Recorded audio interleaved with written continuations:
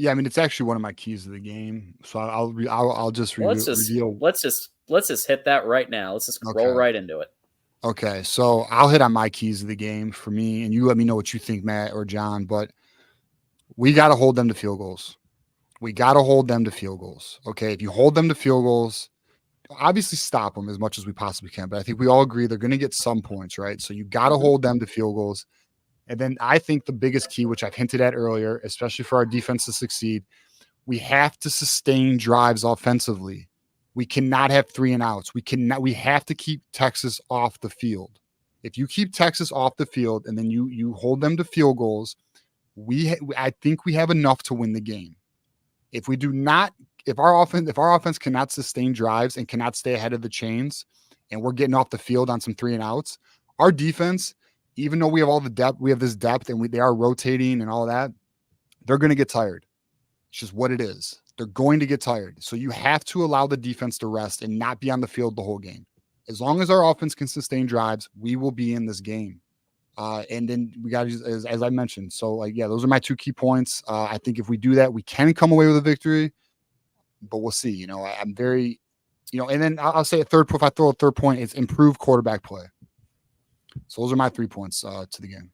Yeah, so to piggyback off that, the red zone thing is definitely going to be interesting because Texas last year, here, I'll just throw this little nugget out. Anyone know what red zone scoring percentage Iowa was where they ranked last year in the country?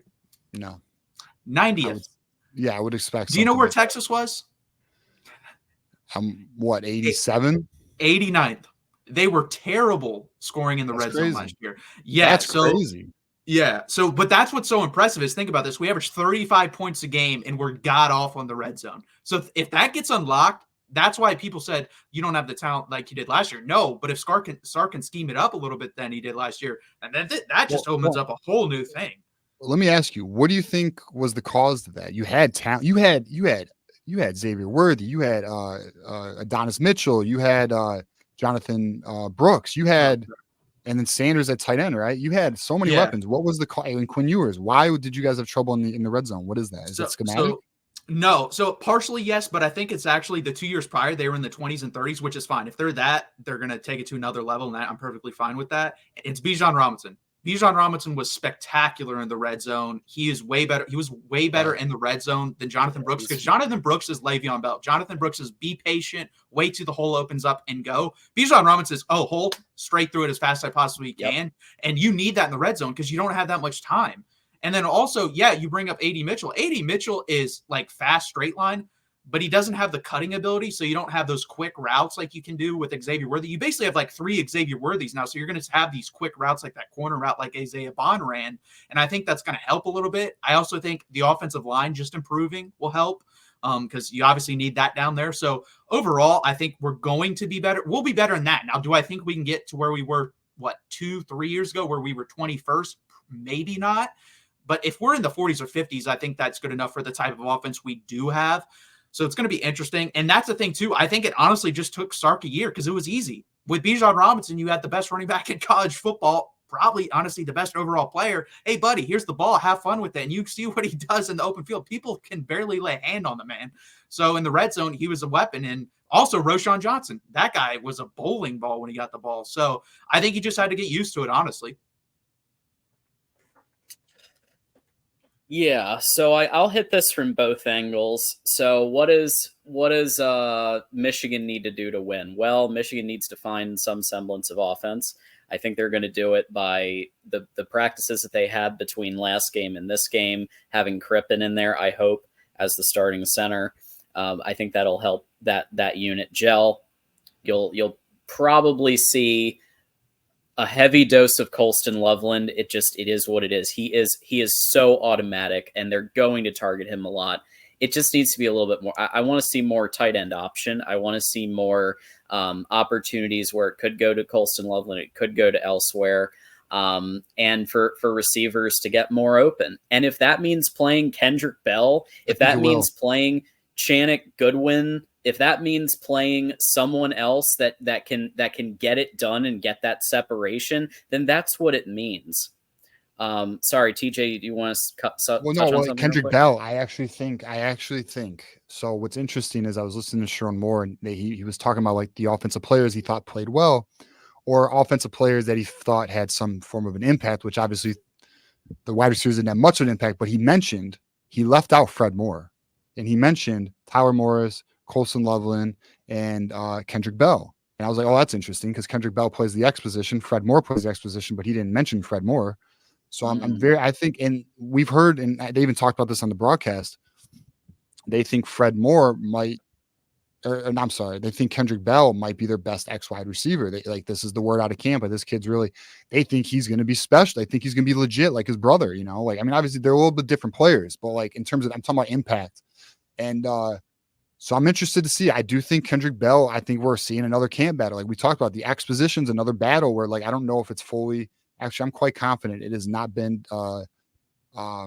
solidified yet. So I think you may see Kendrick Bell. I mean, guys, listen, Yeah. if you're not producing, you're trying out for your position, period. Like they will find the best players. We'll just see, hopefully they can find it quickly though. Yeah, it was.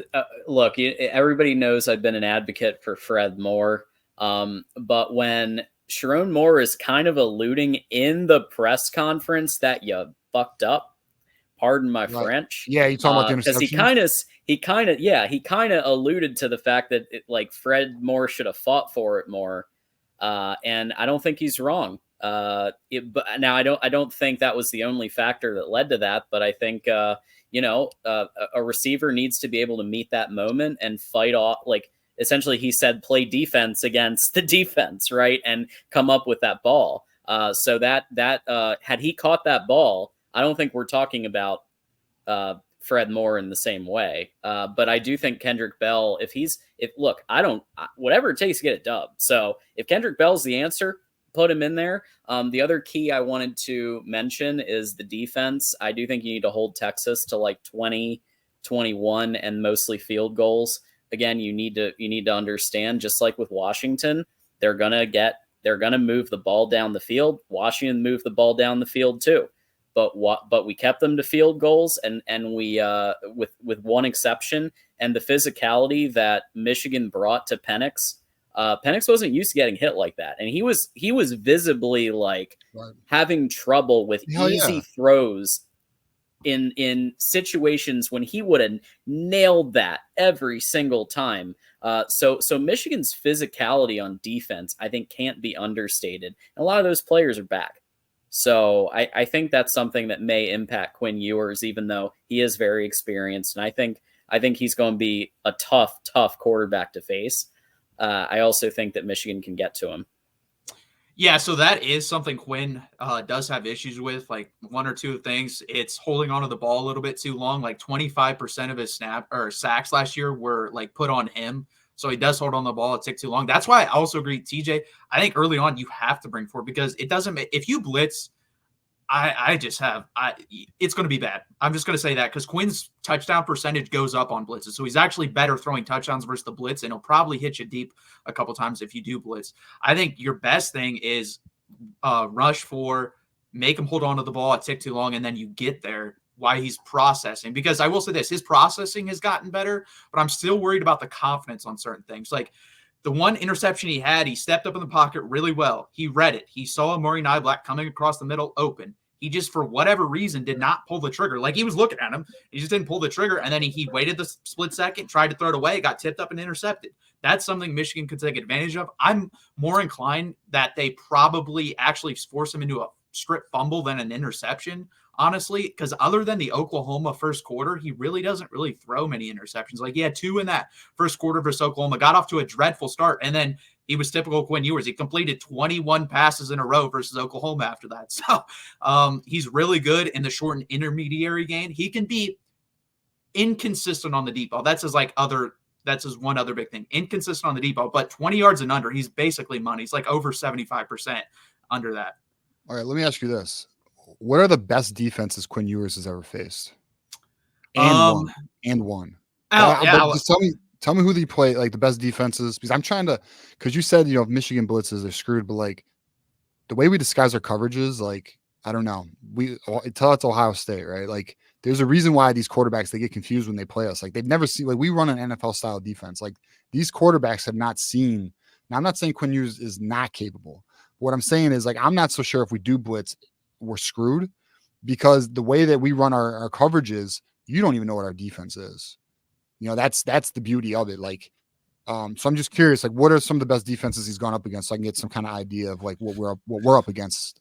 Yeah, going so against him. I would say the best one, he didn't beat him. I think if he would have been healthy, he would have beat him because he was kind of dicing him up before. But the first year he's a freshman versus Alabama, obviously at Texas. Second year, that's going to be my thought. Yeah, I mean, that defense was really good. That had Will Anderson and Dallas Turner on the pass rush, and he was dicing them up before he got hurt. And then he was really good at Alabama.